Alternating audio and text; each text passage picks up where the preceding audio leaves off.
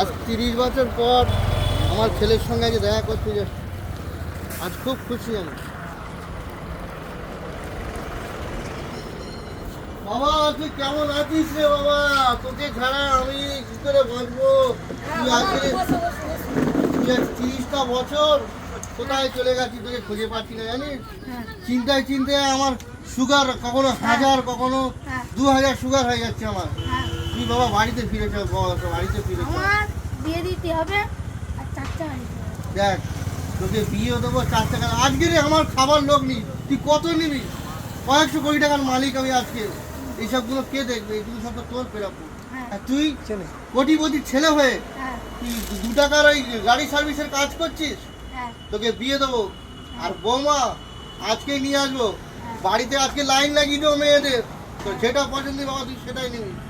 ওদিকে তোর মা পাগলা হয়ে যাচ্ছে, কি রোজ রাত্রে আমার কালু বাচ্চা বলে কান্নাকাটি করছে। তুই আজকে বাড়ি ফিরে খা, বৌমা নিয়ে আসবো। তুই কয়েকশো কোটি টাকার মালিক, তুই সামান্য ওই 2 টাকার কাজ করছিস তুই। হ্যাঁ তুই চিন্তা করছি বাবা, তুই বাড়িটা আজকেই তোকে আমি বিয়ে দেবো, কেউ রুখতে পারবে না।